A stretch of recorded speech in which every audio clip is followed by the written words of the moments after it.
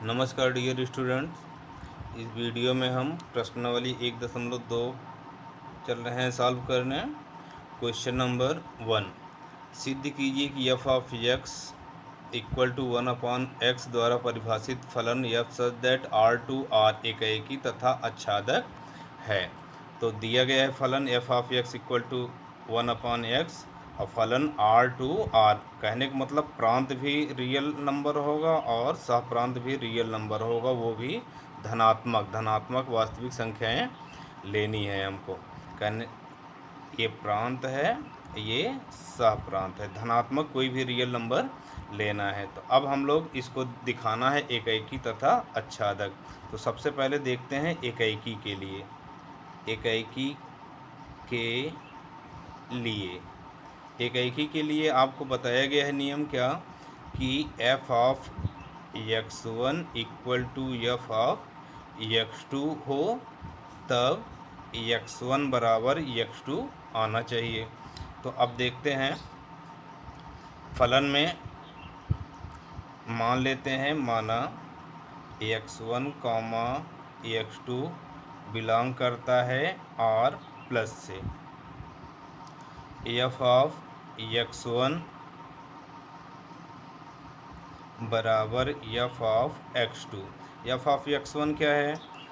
अब रखेंगे फलन में f of x equal to 1/x, तो x1 हो जाएगा 1/x1। 1/x1 equal to 1/x2 cross multiply करेंगे तो आ जाएगा क्या? x1 equal to x2। तो कहने का मतलब यही तो नियम है कि एफ ऑफ x1 बराबर एफ ऑफ x2 लेके चलेंगे, x1 बराबर x2 आ जाए तो फलन हमारा क्या होगा? एकाएकी। इसलिए फलन एकाएकी है। अब हम लोग देखेंगे आच्छादक के लिए।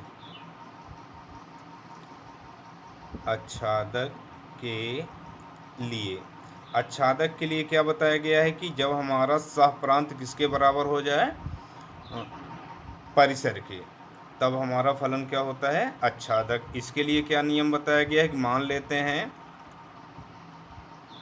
y बराबर एफ ऑफ x, ये y होता है, ये वाला x होता है। तो y equal to f of x के स्थान पे 1/x रखा जाएगा, तो x इक्वल टू क्या हो जाएगा? 1/y। इस मान को फलन में रखते हैं, इसलिए एफ ऑफ 1/y फलन में x के स्थान पे क्या रखा जाएगा? 1/y। तो क्या हो जाएगा? 1/1/y। ये 1/y किसके बराबर है? x के।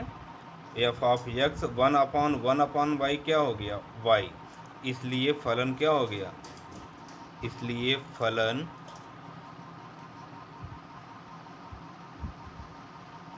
आच्छादक है। इसको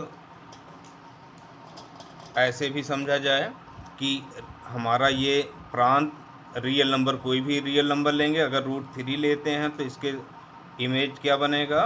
1/√3। 1/√3 लेंगे तो क्या बन जाएगा? √3। कोई भी नंबर छूटने नहीं पाएगा, इसलिए हमारा फलन क्या हो गया? आच्छादक। इसलिए फलन क्या है?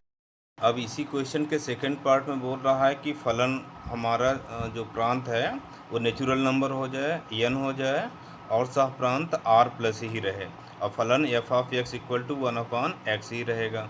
तो जैसे यहाँ अब x के स्थान पर 1 लेते हैं, ये तो नेचुरल नंबर है हमारा। 1 का इमेज क्या बनेगा? 1/1। 2 लेंगे तो क्या हो जाएगा? 1/2। एक अवयव के लिए केवल एक प्रतिबिंब बन रहा है, अर्थात ये भी क्या होगा? एकाएकी होगा। एकाएकी के लिए क्या कैसे नियम है वो अभी आपको बताया गया था। एकाएकी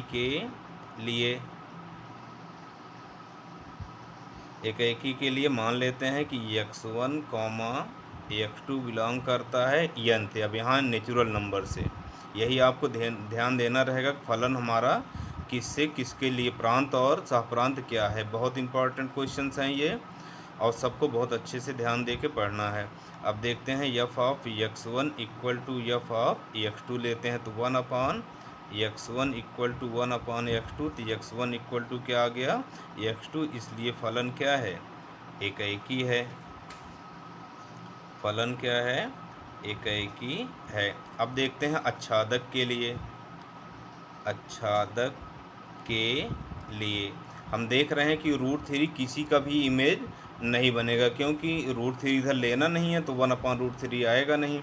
तो कहने का मतलब यह हो गया कि √3 किसी का भी प्रतिबिंब नहीं है, चूँकि √3 प्रांत के किसी भी अवयव का प्रतिबिंब नहीं है, अर्थात परिसर उचित उपसमुच्चय है किसका, सहप्रांत का, सहप्रांत का। इसलिए फलन अच्छादक नहीं है। जबकि ध्यान दिया जाए तो अभी यही फलन, सेम क्वेश्चन, जब R2 R था, फलन हमारा R2 R था, तो फलन क्या हो गया था, एकाएकी भी हो गया था, अच्छादक भी। लेकिन जैसे ही प्रांत बदल गया, किसमें प्रांत आ गया नेचुरल नंबर, तो फलन एकाएकी तो हुआ किंतु अच्छादक नहीं। तो इस बात को बहुत ध्यान देना है कि फलन हमारा किस टाइप का दिया गया है, उसका प्रांत और सहप्रांत क्या है, इसको बहुत ध्यान से देना है। अब देखते हैं question number 2। Question number second का फर्स्ट फलन दिया है f(x) = x² और फंक्शन है n to n के लिए। अब इसको हमको बताना है कि दिया गया फलन एकाएक तथा अच्छादिक गुणों की जांच करनी है। तो एकाएकी के लिए देखते हैं, मान लेते हैं, माना x1, x2 बिलोंग करता है n से, प्रांत के लिए बिलोंग करवाते हैं। अब f(x1) = f(x2) लेते हैं। यदि f(x1) = f(x2), x1² = x2², x1 = x2, क्योंकि x1 व x2 दोनों बिलोंग करते हैं किससे, n से। जबकि होने के लिए x1 ± x2 आ सकता है, लेकिन ऋणात्मक नेचुरल नंबर तो होता नहीं है, इसलिए दोनों क्या हैं, धनात्मक हैं, इसलिए x1 = x2। इसलिए फलन एकाएकी है। अब देखते हैं अच्छादक के लिए। अच्छादक के लिए, अच्छादक के लिए क्या है कि अब इसको आरेख द्वारा देखें तो ज़्यादा सही समझ में आ सकता है आपको। ये भी n है, ये भी n है।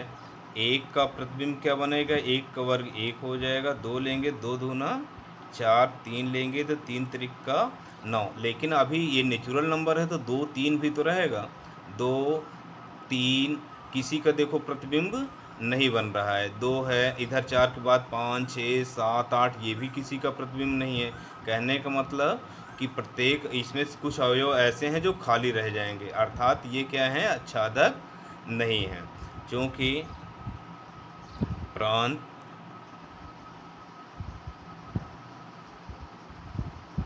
के किसी भी अवयव के लिए 2 प्रतिबिंब नहीं है, 2 प्रतिबिंब नहीं है, इसलिए फलन अच्छादक नहीं है।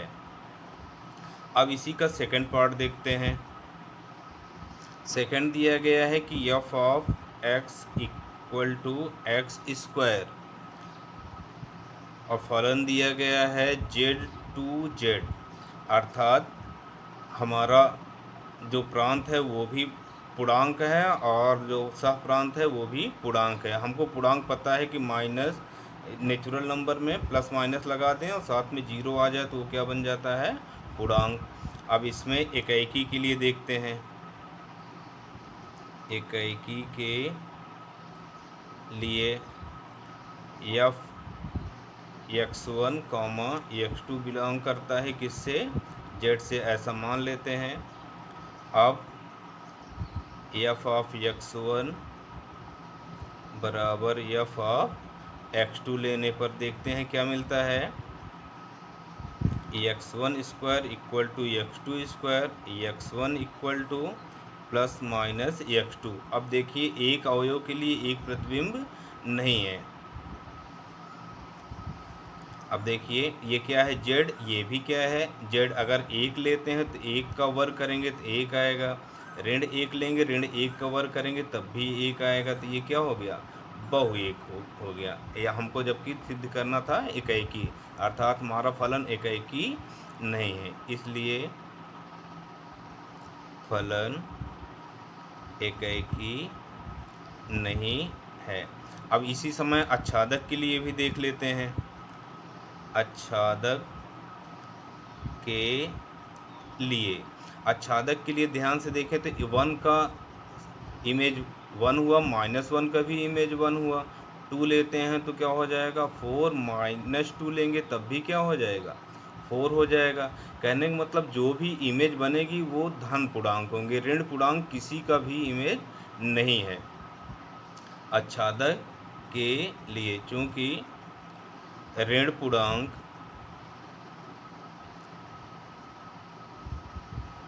प्रांत के किसी भी अवयव के प्रतिबिंब नहीं हैं, इसलिए फलन आच्छादक नहीं है। इसलिए फलन आच्छादक नहीं है, अर्थात दिया गया फलन ना एकाएकी है ना ही आच्छादक है। ये आपको बहुत अच्छे से समझ में आ गया होगा कि 2, 3 देखो नहीं बन रहा है, या कोई भी हमारा जब x स्क्वायर हो जाएगा तो ये सदैव क्या आएगा, धनात्मक आएगा।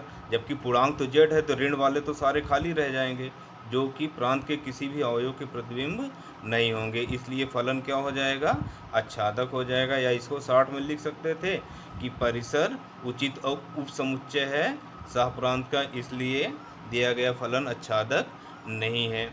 तीसरा वाला आपको स्वयं से करना है, यही चीज़ें सारी लिखनी है। ये r हो जाएगा, ये r हो जाएगा, तो r में भी जो भी बनेंगे धनात्मक बनेंगे, ऋण वाले r जो है ऋणात्मक वास्तविक संख्याएं सब क्या रह जाएंगी, खाली रह जाएंगी, वो प्रांत के किसी भी अवयव के प्रतिबिंब नहीं बनेंगे। और तीसरा वाला क्वेश्चन इसी बार 2000 बोर्ड परीक्षा में 5 नंबर में आया था। इसको यही सारी प्रक्रिया करनी है, इसको आप लोग स्वयं से करेंगे। तीसरा क्वेश्चन ऐसा है कि f of x equal to x square, और फलन का प्रांत भी r है और सहप्रांत भी r है। सेम प्रोसेस यही रहेगा। अब देखते हैं इसका फोर्थ पार्ट। दिया है f of x equal to x cube, f सब दैट n टू n। प्रांत भी नेचुरल नंबर होगा और सहप्रांत भी नेचुरल नंबर होगा। सेम प्रोसेस एकाएकी के लिए देखते हैं। एकाएकी के लिए मान लेते हैं, माना x1 कॉमा x2 बिलोंग करता है n से प्रांत के लिए। f of x1 equal to f of x2 लेते हैं तो क्या मिलेगा, x1 cube equal to x2 cube. दोनों नेचुरल नंबर हैं तो धन संख्याओं का जो घन होगा वो भी धन संख्या ही आएगा। तो क्या हो जाएगा, x1 इक्वल टू x2।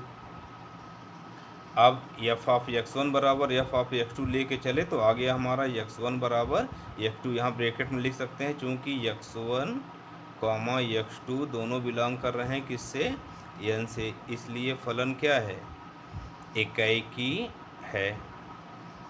अब देखते हैं आच्छादक के लिए। आच्छादक के लिए क्या है, इसको हम आलेख द्वारा पहले समझ लें। जैसे ये भी n है, ये भी n है। 1 का घनमूल क्या आएगा, 1, 2 का क्या आएगा 8, 3 का क्या आएगा 3 त्रिक का 9 त्रिक 27। अब 1 से 8 के बीच में जितनी संख्याएं हैं वो किसी भी नेचुरल नंबर का घन नहीं है, अर्थात ये सब क्या रह जाएंगे, खाली रह जाएंगे। प्रांत के किसी भी अवयव का प्रतिबिंब नहीं है, इसलिए यह आच्छादक नहीं है। तो यही चीज़ लिख देंगे, क्योंकि टू प्रांत के किसी भी अवयव का प्रतिबिंब नहीं है, इसलिए फलन आच्छादक नहीं है। अब इसी चीज़ को आपको लास्ट में लिख देना है, दिया गया फलन एकाएकी है किंतु आच्छादक नहीं है। अब देखते हैं इसका fifth part, f of x equal to, फिर से दिया गया है एक्स क्यूब, लेकिन फलन का अब प्रांत क्या हो गया, जेड, और सह प्रांत भी क्या हो गया, जेड। कहने का मतलब पूर्णांक हो जाएगा। अब पूर्णांक, अब देखते हैं कि धन पूर्णांक का प्रांत भी जेड है और सहप्रांत भी जेड है। तब इसी क्वेश्चन से ही समझ लेते हैं कि एकाएकी के लिए x1 x2 जेड मान लिया जाएगा, तो ये रखा जाएगा, तो मान x1 बराबर x2 आ जाएगा। दोनों है किसी भी पूर्णांक का घन करेंगे तो एक ही नंबर आएगा, जैसे 1 का घन करेंगे तो 1 आएगा, 2 का करेंगे 8 आएगा, तो एकाएकी तो हो जाएगा। लेकिन अब इसके आच्छादक जब दिखाना होगा तो आच्छादक के लिए दिखाएंगे कि दो किसी भी संख्या का घन नहीं है, दो किसी भी संख्या का घन नहीं है। सेम ऐसे ही रहेगा, वो भी एकाएकी होगा किंतु आच्छादक नहीं। इसको आप लोग स्वयं से करेंगे। अब आइए देखते हैं क्वेश्चन नंबर 3। फलन क्या दिया है, f of x equal to, मापांक फलन है ये एक्स। आप लोग 11th में बहुत अच्छे से पढ़े हैं मापांक फलन किसे कहते हैं। और फलन किस पर है, R टू R पर। हमको ये सिद्ध करना है, ना तो ये एकाएकी है और ना ही आच्छादक है।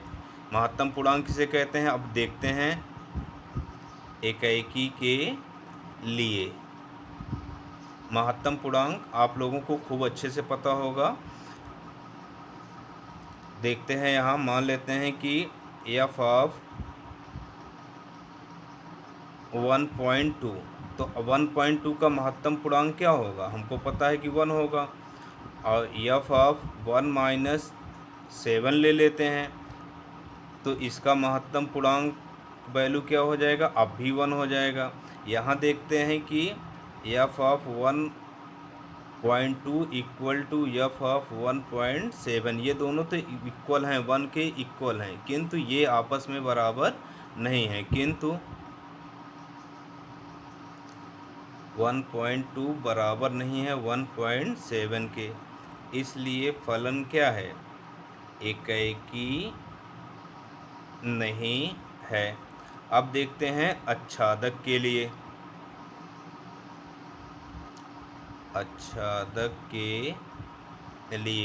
आच्छादक के लिए हमारा जो भी सह प्रांत आएगा वो पूर्णांक सदैव आएगा। क्या आएगा, पूर्णांक आएगा।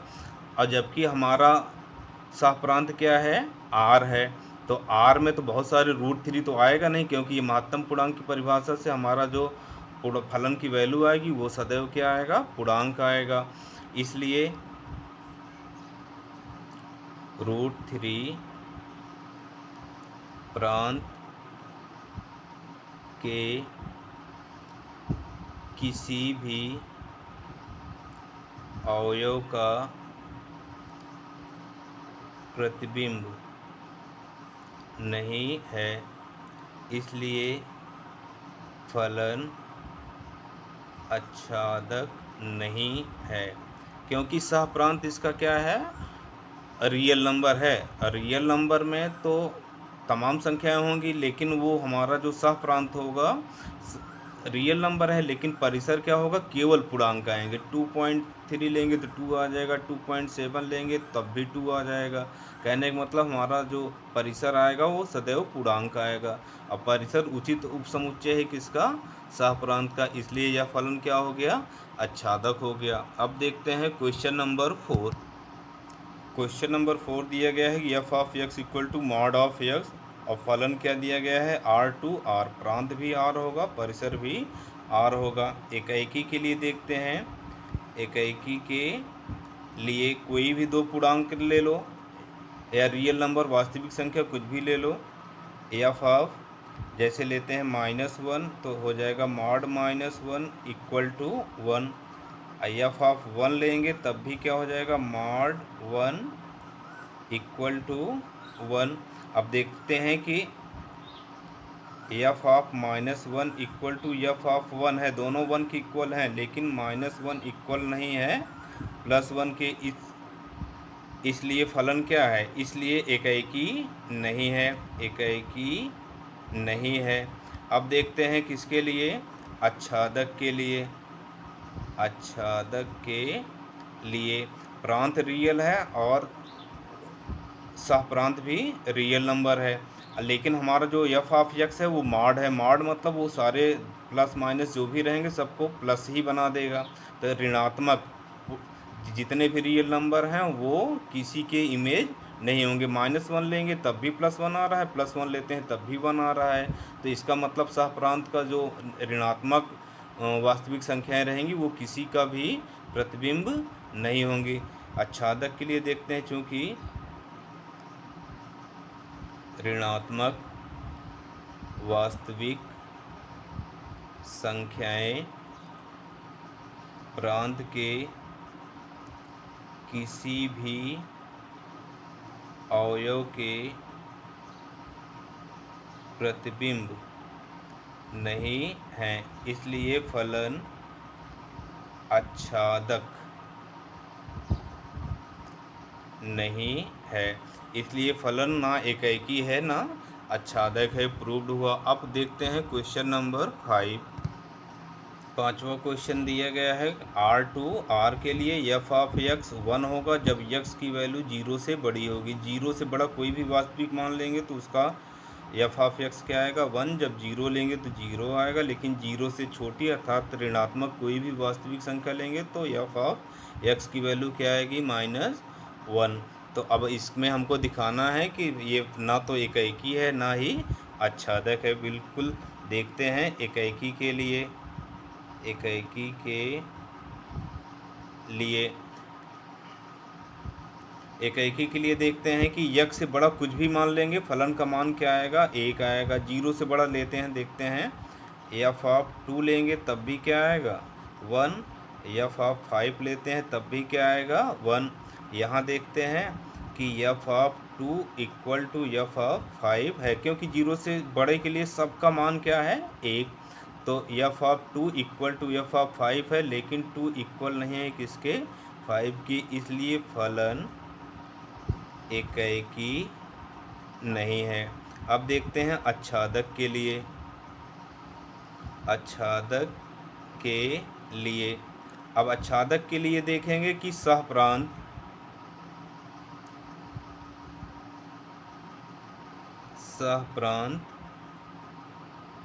में केवल 1 0 -1 ही प्रांत के सभी अवयवों का प्रतिबिंब है। कहने का मतलब कुछ भी मान लेंगे, या प्रांत में 10 लेते हैं तब भी 1 आएगा, 11 लेंगे तब भी 1 आएगा। ऋणात्मक वास्तविक संख्या लेंगे तो -1 आएगा, -10 लेंगे तब भी -1, -9 लेंगे तब भी -1। ये तो दिया है कि 0 से छोटा अगर हम x का मान लेंगे तो उसकी वैल्यू क्या आएगी -1। तो अर्थात कुछ भी हम मान लेते हैं तो उस केवल प्रतिबिंब 1 होगा, 0 होगा, -1 होगा, शेष तो खाली रह जा रहे हैं। इसलिए फलन आच्छादक नहीं है। जबकि हमारा सहप्रांत क्या है R है, तो R में तो बहुत सारे सभी वास्तविक संख्याएं हैं, जैसे 5 6 7 वो, लेकिन वो तो किसी के प्रतिबिंब नहीं है। इसलिए दिया गया फलन ना इकाई है ना आच्छादक है। अब देखते हैं क्वेश्चन नंबर 6। कोई समुच्चय दिया गया है a बराबर a1 2 3, जबकि b बराबर दिया गया है क्या है 4 5 6 7, और फलन क्या दिया गया है f इक्वल टू 1 4 2 5 3 6। अब हमारा फलन ए से बी तक एक फलन है, सिद्ध करना है कि f एकेकी है। तो इसको हम आलेख द्वारा बना लें तो तुरंत सिद्ध हो जाएगा। ये a है, ये b है। a में क्या क्या है, 1 2 3, और b में क्या है, 4 5 6 7। देखो 1 का प्रतिबिंब क्या बना है, 4, 2 का क्या बना है, 5, 3 का क्या बना है, 6। तो प्रांत के प्रत्येक अवयव का सहप्रांत में केवल एक प्रतिबिंब है, इसलिए फलन क्या है, एकेकी।